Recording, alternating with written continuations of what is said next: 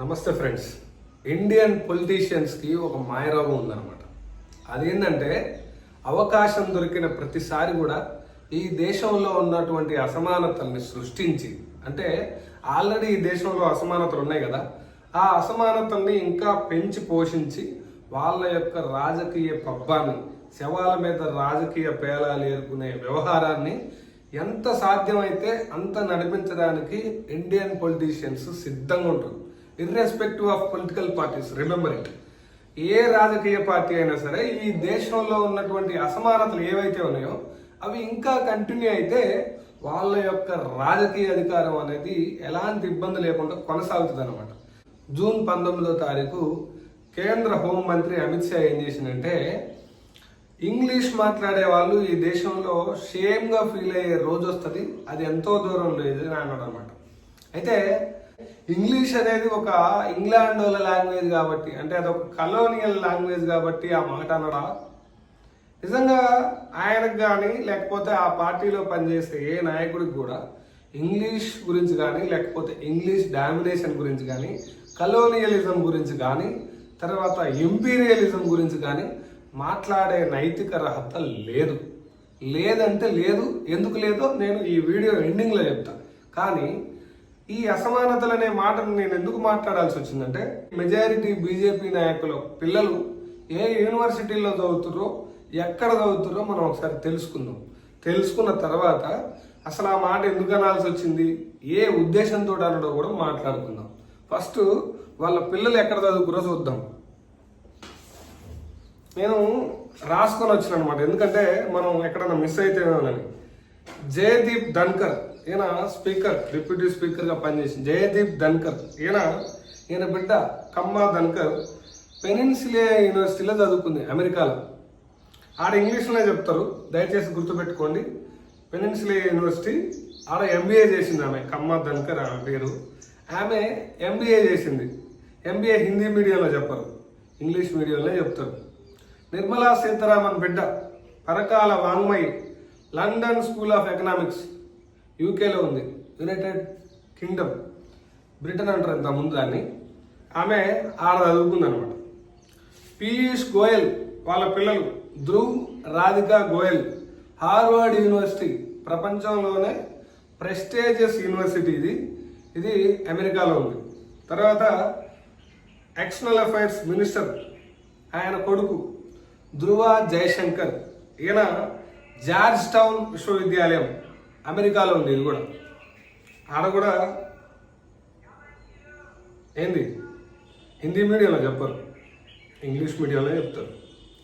ధర్మేంద్ర ప్రధాన్ బిడ్డ నైమిషా ప్రధాన్, ఈమె master of law చదువుకుంది, మసాచ్యూసెట్స్, ఇది అమెరికాలో ఉంది.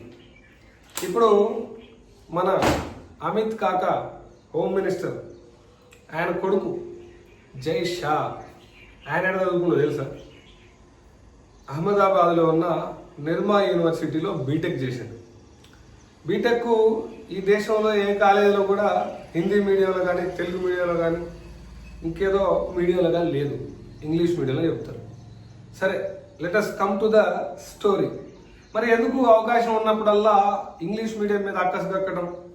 ఇక్కడ కూడా ఉన్నారు తెలుగు రాష్ట్రాలలో ఒక ముఖ్యమంత్రి మహానుభావుడు, పక్క రాష్ట్రంలో తెలుగు మీడియం వెలుగుల గురించి మాట్లాడతారు ఆయన అప్పుడప్పుడు. ఆయన కొడుకు అమెరికాలో చదువుకుంది. ఇంకొక ఆయన మాజీ ఉపరాష్ట్రపతిగా పనిచేసిండు, ఆయన తెలుగు మీడియం గురించి మాట్లాడతాడు. వాళ్ళ మనవరాలు మాత్రం ఇంగ్లీష్ మీడియం. ఇంకొక ఆయన సుప్రీంకోర్టు సుప్రీంకోర్టు ప్రధాన న్యాయమూర్తిగా పనిచేసిండు, ఆయన కూడా చక్కగా తెలుగు మీడియం గురించి మాట్లాడతారు అన్నమాట. మరి ఆయన సుప్రీంకోర్టులో ఏ భాషలో తీర్పులు ఇచ్చిండు అనేది మీ అందరికీ తెలుసు. అయితే నేను ఏమంటా అంటే, వీళ్ళకి అవకాశం దొరికినప్పుడల్లా ఎందుకు ఇంగ్లీష్ మీడియం మీద అక్కసు కక్కుతారంటే, మా పిల్లలు అమెరికా పోయి, లండన్ పోయి, లేకపోతే ఇంకేదో ఆస్ట్రేలియా పోయి, స్విట్జర్లాండ్ పోయి పెద్ద పెద్ద యూనివర్సిటీలలో చదువుతుంటే, ఈ గరీబ్ నా కొడుకుల పిల్లలు కూడా ఇంగ్లీష్ మీడియం చదివితే, రిపీటింగ్, ఈ గరీబ్ నా కొడుకుల పిల్లలు కూడా ఇంగ్లీష్ మీడియంలో చదువుకుంటే మన పరిస్థితి ఏం గాను? ఈ నా కొడుకులు రేపు చదువుకొని స్వేచ్ఛ, సమానత్వము, ఇంకేదో మాట్లాడతారు, కాన్స్టిట్యూషనల్ వాల్యూస్ అంటారు, యూనివర్సల్ ప్రిన్సిపల్స్ అంటారు, హ్యుమానిటీ అంటారు, సమానత్వం గురించి మాట్లాడతారు. మన పరిస్థితి ఏంది? మనమే చదువుకుంటే ఇంగ్లీష్ మీడియంలో, మనమే ప్రపంచం అంతా మనకే తెలుసు. ప్రపంచం అంతా మనకే తెలుసు కాబట్టి మనమే రాజకీయ అధికారం చెలాయించాలా, బిజినెస్లన్నీ మనమే చేయాలి, వ్యవస్థ మొత్తం మన గుప్పిట్లో పెట్టుకోవాలి, రాష్ట్ర బడ్జెట్, దేశ బడ్జెట్ 80% మన చేతులు ఉండాలి, ఈ నా కొడుకులకు బిస్కెట్లు వేయాలి అనేది వీళ్ళ నేచర్. గుర్తుపెట్టుకోండి, నేను స్టార్టింగ్లో ఒక రిమార్క్ చేసిన ఏంటంటే, irrespective of political party, all parties are against the English medium education to the poor people for not their kids. Okay, గుర్తుపెట్టుకోండి. వీళ్ళు ఎందుకు చెప్పిన కదా, దేశంలో అసమానత ఉండాలా, ఇన్ఈక్వాలిటీస్ ఉండాలా, పిరమిడ్లో వీళ్ళు పైన ఉండాలా, మొత్తం సెక్షన్స్ అన్నీ కూడా కింద ఉండాలన్నమాట. సరే, బీజేపీ వ్యవహారానికి వద్దాం. చూసిన కదా ఎంతమంది ఆడ చదువుతారు. నేను 5 పేర్లే చదివిన ఎవరెవరు పిల్లలు ఫారెన్లో చదువుతారు అనేది. మొత్తం 16 మంది బీజేపీ వాళ్ళ పిల్లలు ఫారెన్ యూనివర్సిటీస్లో చదువుతారు అని చెప్పేసి ఒక న్యూస్ పేపర్లో ఒక ఆర్టికల్ వచ్చింది. అది ఎందుకు వచ్చిందంటే, 2018లో జయదీప్ ధన్కర్, మీ అందరికీ తెలుసు కదా, రాజ్యసభలో డిప్యూటీ చైర్మన్ అనమాట. ఆయన ఏమన్నాడంటే, ఫారెన్ యూనివర్సిటీల్లో విదేశీ విద్య చదువుకోవాలనుకోవడం అనేది ఒక కొత్త రోగంగా మారిపోయిందని. మరి ఆయన బిడ్డ చెప్పుకున్నాం కదా, కమ్మ ధన్కర్ ఏదో పేరు, ఆమె ఏడ చదివింది నేను చెప్పిన ఆల్రెడీ మీకు. మళ్ళీ వెనక్కి ఆమె ఏడ చదివిందో ఒకసారి చూడండి. వీళ్ళు ఏమంటారంటే, సంస్కృతి, కల్చరల్ ప్రైడ్ అది ఇది అని మాట్లాడతారు అనమాట.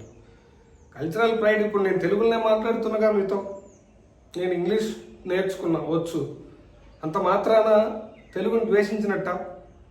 హిందీ మాతృభాషగా ఉన్నవాడు ఇంగ్లీష్ నేర్చుకొని అవకాశాల కోసం, ప్రపంచంలో అవకాశాల కోసం ఎక్కడ బువ్వ దొరుకుద్ది అనేది ఎవరికైనా ఆరాటం ఉంటుంది. మరి వీళ్ళ పిల్లలు ఏం పీకడానికి ఫారెన్ యూనివర్సిటీలో చదివినట్టు చెప్పాలి కదా. ఇంగ్లీష్లో మాట్లాడే వాళ్ళు షేమ్ ఫీల్ అవ్వాలంట. అయితే ఫస్ట్ షేమ్ ఫీల్ అవ్వాల్సింది ఈ దేశంలో ఉన్న పొలిటీషియన్స్ వాళ్ళ పిల్లలు షేమ్ ఫీల్ అవ్వాలి. తర్వాత పూర్ కిడ్స్ చదవద్దని చెప్పాలి. అంతేగాని సిగ్గు శరం లేకుండా మాతృభాషను మనమే కాపాడినట్టు, మనమే చేసినట్టు మాట్లాడద్దు. వీళ్ళు ఏమంటారు, యునెస్కో చెప్పింది మాతృభాషలో చదవాలా, మాతృభాషలో చదివితే మెదడుకి ఎక్కుద్దని. అవును, మాతృభాషలో చదివితే, మాతృభాషలో మెదడుకి ఎక్కించుకున్న తర్వాత, పండితుడైన తర్వాత ఇంటర్వ్యూకో రెజ్యూమ్ పట్టుకొని పోతే వాడు రిక్వైర్మెంట్స్లో ఇంగ్లీష్ లాంగ్వేజ్ స్కిల్స్ అడుగుతుంది. అప్పుడు ఏం చేయాలి?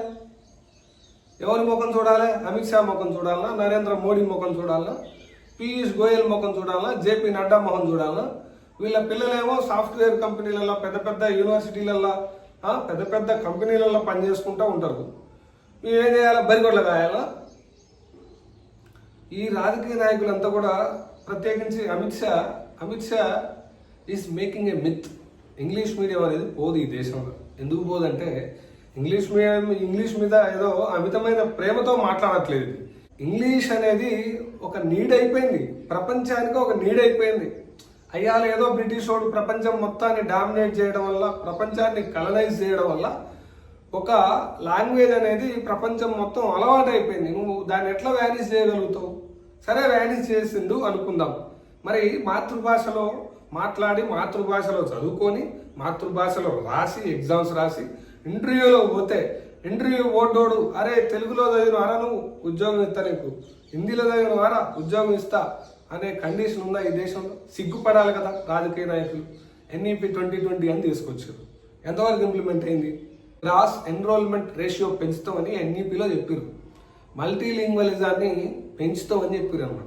మల్టీలింగ్వలిజం అంటే హిందీని ఎంకరేజ్ చేసి మిగతా లాంగ్వేజ్లు అన్నింటినీ సంకనాకీయడం. ఇదేంటి? రాజకీయ నాయకులు first they should feel shame about their mind set. After that they should look in to the others. That is a point. లాస్ట్గా ఒక్క విషయం మాట్లాడుకుందాం. ఇంగ్లీష్ డామినేషన్ వద్దు, మాతృభాష ముద్దు, దేశీయ భాష ముద్దు. దేశంలో ఉన్నటువంటి కల్చరల్ ప్రైడ్ అనేది ఇంపార్టెంటు, దేశం యొక్క ఆత్మగౌరవం ఇంపార్టెంటు, దేశభక్తి ఇంపార్టెంటు, దేవుడు ఇంపార్టెంటు అని చెప్తారు కదా. దేశభక్తి గురించి ఈ బీజేపీ నాయకులకు మాట్లాడే నైతిక అర్హత ఉందా? ఈ బీజేపీ నాయకులు కానీ, వీళ్ళ RSS కానీ, వీళ్ళు గుడ్డలు దించుకుంటున్న ఆర్గనైజేషన్స్ ఏవైతే ఉన్నాయో, వీళ్ళ తాలూకా స్వతంత్రోద్యమంలో ఎవడన్నా జైలుకు పోయినోడు ఉన్నాడా? ఖచ్చితంగా లేడు. వీళ్ళ ప్రైడ్ గ్రేటెస్ట్ దేశభక్తి ఏంటంటే జైల్లో కూర్చొని జైలు శిక్ష అనుభవించడం నా వల్ల కాదు, దయచేసి నన్ను వదిలిపెట్టండి, నాకు క్షమాభిక్ష పెట్టండి, నేను ఒక చేతగానోని అని లేఖలు రాయడం. దేశభక్తి అంటే బ్రిటిష్ వాళ్ళ పాదాల దగ్గర మోకరిల్లడం. దేశభక్తి అంటే బ్రిటిష్ వాళ్ళని బతిమలాడటం. ఇది దేశభక్తి అనమాట. ఇంగ్లీష్ మీడియం మీద వీళ్ళకి ఏదో అంటే దేశం మీద ప్రేమ కాదు, వీళ్ళకి ఇంగ్లీష్ రాదు. వీళ్ళు గ్లోబల్ ఫోరమ్స్లో నరేంద్ర మోడీ ఎంత చక్కదనంగా ఇంగ్లీష్ మాట్లాడుతున్నారో మనందరికీ తెలుసు. వీళ్ళు ఏ భాష మాట్లాడతారో నాకైతే ఇంతవరకు అర్థం కాదు. అందరికీ ఏ భాష ఏం మాట్లాడుతారు. ఇప్పుడు ఫర్ ఎగ్జాంపుల్ కెనడా పోతే, అమెరికా పోతే వీళ్ళు ఏ భాష మాట్లాడుతారో నాకైతే అర్థం కాదు. నరేంద్ర మోడీ మాట్లాడిన ఇంగ్లీష్ మీద కూడా భయంకరమైన ట్రోలింగ్ జరిగింది రీసెంట్గా. వీళ్ళకి ఇంగ్లీష్ రాక ఇంగ్లీష్ మాట్లాడాల మీద పడి ఏడుతారనమాట. ఇంగ్లీష్ రాకపోవడం అనేది దేశభక్తి. వీళ్ళ దృష్టిలో ఇంగ్లీష్ రాకపోవడం అనేది దేశభక్తి. ఇప్పుడు నాకు ఇంగ్లీష్ వచ్చు, నేను నా మాతృభాషని ద్వేషించినట్ట కాదు కదా. పలానా వ్యక్తి హిందీ మాట్లాడుతూ ఇంగ్లీష్ మాట్లాడతారు అంటే ఆయన హిందీని వ్యతిరేకించినట్ట, ద్వేషించినట్ట కాదు కదా. అవకాశాల కోసం, ఎవడైనా అవకాశాల కోసం వెంపర్లాడతారు ప్రపంచంలో. బీజేపీ మాత్రం అవకాశవాదాలు చేయట్లేదా? పక్క పార్టీ నుంచి ఎన్నికైన ఎమ్మెల్యేలు గుంజుకోవడం, పక్క పార్టీ నుంచి ఎమ్మెల్యేలు మొత్తం ఎన్నుకున్న ముఖ్యమంత్రిని పడేసి వాళ్ళ పార్టీలో చేర్చుకోవడం, ఇదంతా అవకాశవాదం కాదా? మనం చేస్తేనేమో సంసారం, యువతలో చేస్తేనేమో ఇంకేదో అన్నట్టు ఉందన్నమాట వ్యవహారం. సరే, దేశభక్తి గురించి చాలా మాట్లాడుకున్నాం. ఇలాంటి ఎంగేజింగ్ కంటెంట్ మాట్లాడుకోవాలంటే, ఇలాంటి ఎంగేజింగ్ కంటెంట్ ఇంకా నా నుంచి రావాలంటే please kindly support, please kindly subscribe our channel. Thank you so much.